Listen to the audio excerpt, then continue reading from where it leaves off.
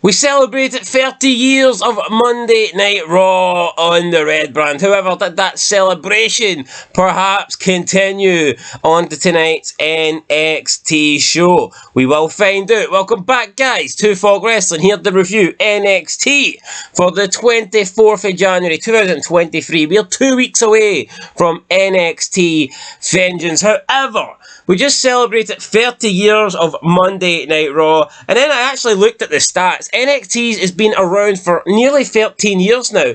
If you don't count when the show originally debuted and was made out to be like an obstacle course, it was like a competition show. If you just take it from when NXT was made into like a third brand, the show's still been around for over a decade. So it's crazy for me to think that NXT has been running for a third of the time as Monday Night Raw. And I think that just goes to show you how much time flies. But I did say this could be a continuation of the celebration of Monday Night Raw, and what I meant by that was there's been a lot of backlash to Monday Night Raw. There's been a lot of people unhappy, and they were unhappy about the amount of, or should I say, the lack of women that were on the 30th Raw. Now, tweeting, trending on Twitter was WWE women deserve better, push the women, blah blah blah. Any sort of hashtag, anything you could put with women, any positive spin that you could tweet with a hashtag in terms of women's wrestling, it was all trending over the past 24 hours, whatever, since Raw. And it appears that maybe they listened to that tonight on NXT. Maybe they tried to make it up to the women, because I believe a record-breaking amount of women appeared tonight on this NXT show. 22 in total. Now, for me, I personally didn't realise that. I just thought tonight's show was okay. I wasn't counting how many women were on the show. I don't need women to be on the show. For if the show's good, it's good. If it's not, it's not. But apparently we had a record-breaking amount. And a lot of people seem to be happy about this. A lot of people think that NXT is showing the main roster how to do it. But that is ludicrous. Look, Monday Night Raw was about celebrating 30 years of Raw. Now, 30 years of Raw, the reason Raw has been around for 30 years is because of certain people. Certain stars made WWE, made Monday Night Raw what it is. And those stars are all fucking men. It is what it is. Undertaker, DX. I know Austin wasn't there, Rock wasn't there, but you think of Brock, you think of Hogan. I mean, these are all guys that were crucial Farouk, these are all guys that were crucial in, wrestling and Raw being so popular. But people are pissed off. People are butthurt that the likes of the Bella twins weren't there.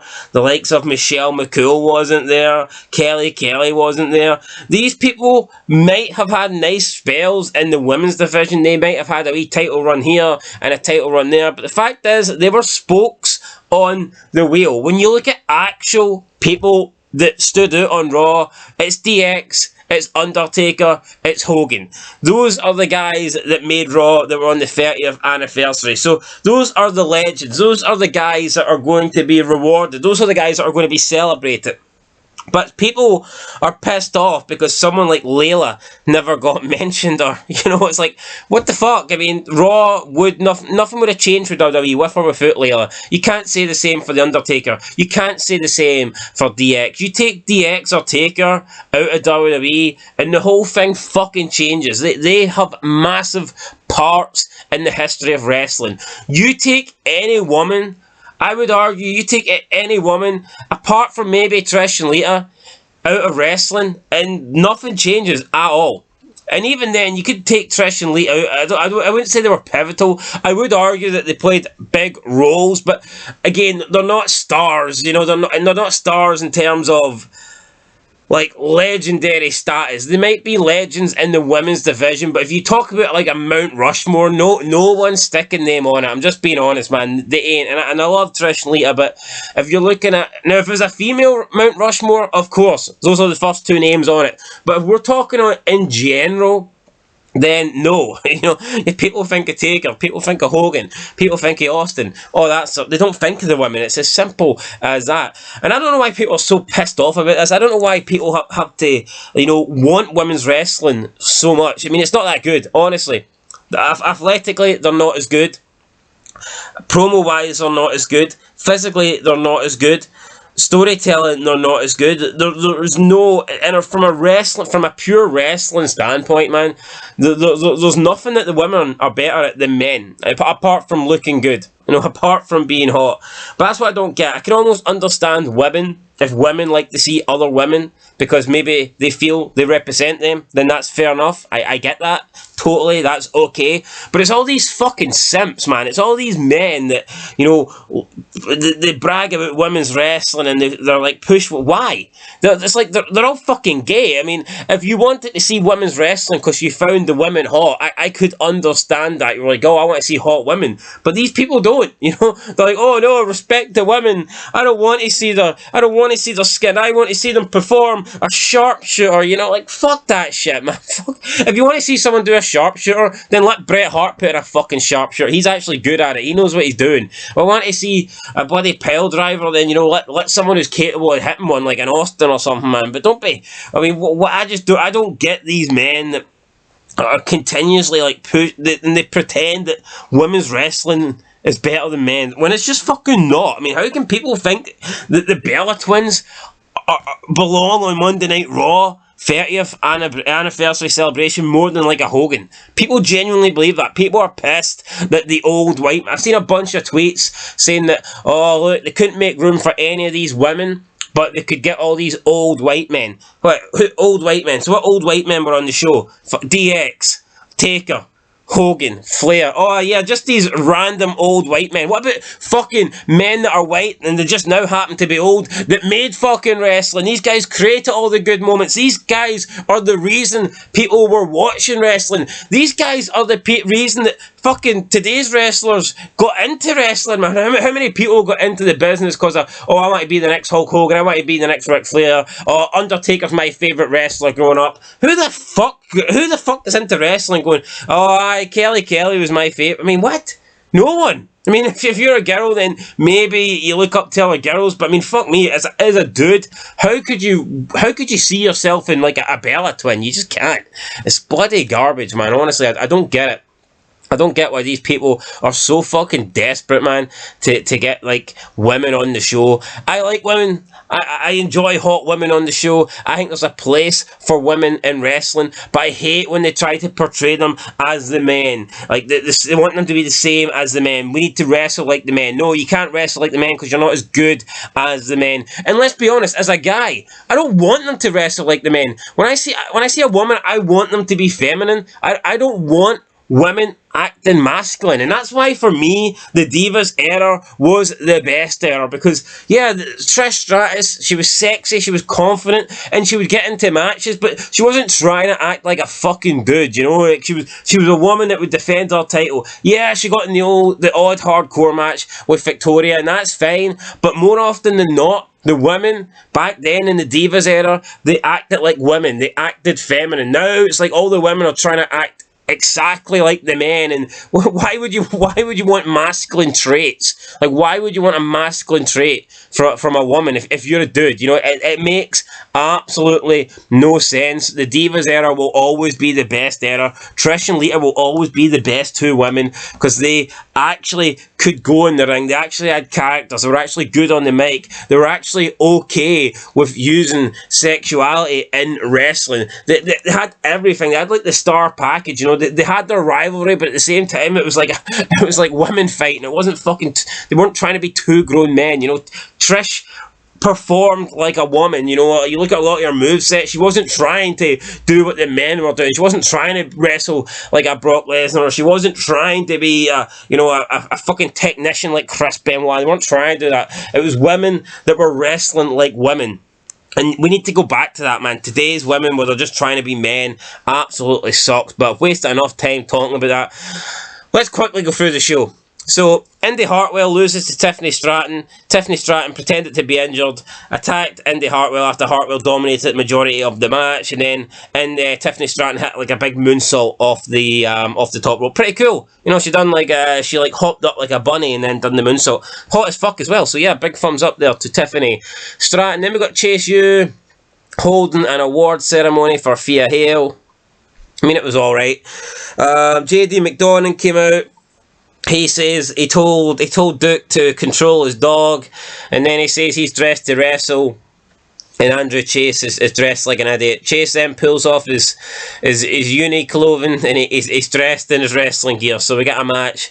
JD McDonough wins. Then we get Ivy Nell and Tatum Paxley. They take on Fallon Henley and Kiana James.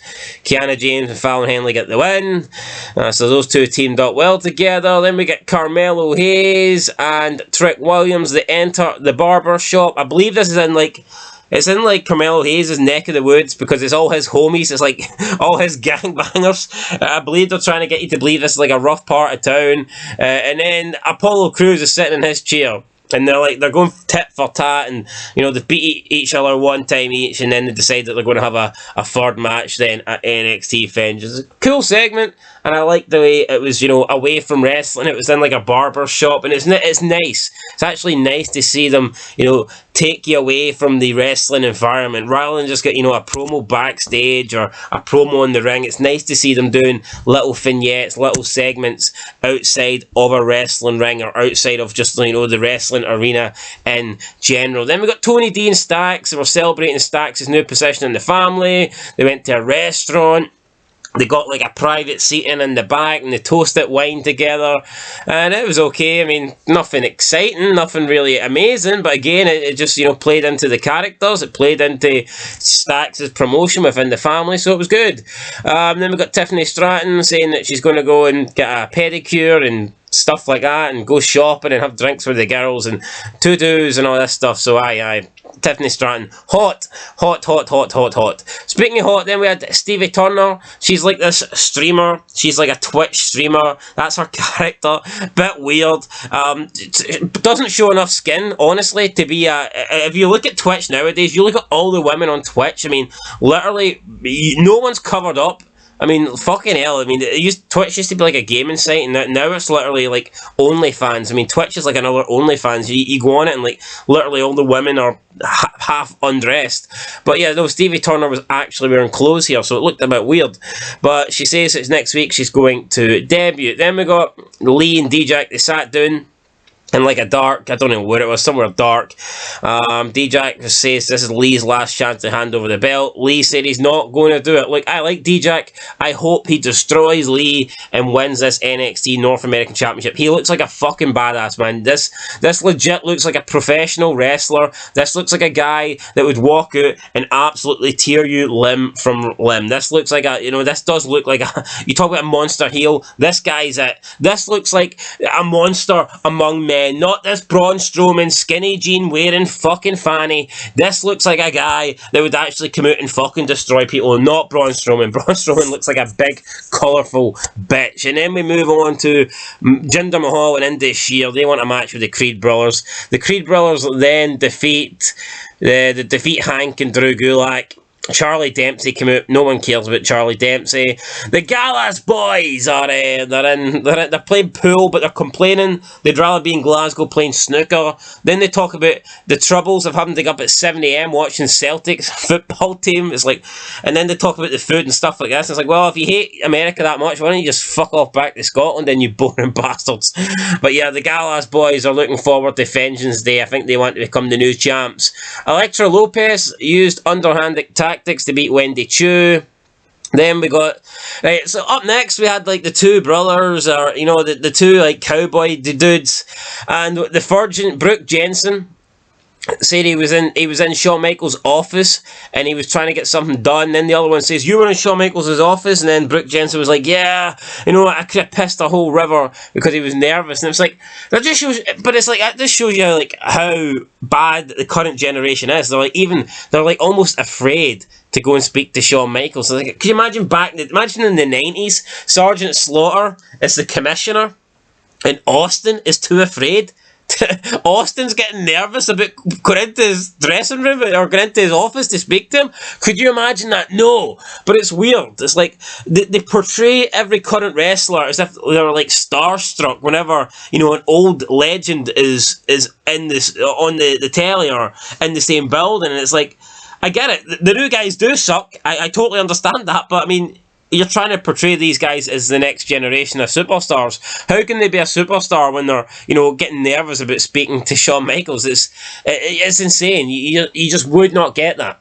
You just, back in the day, you wouldn't get that. So, yeah, it's almost like today's wrestlers, they're all like a bunch of kids. It's like this childlike mentality where, it's like, Shawn Michaels, he's a big legend, and we're just little, wrestlers. We don't deserve to be in the same, office as Shawn Michaels. And that's true, they don't, but still, they've got to at least pretend that they do. Come on.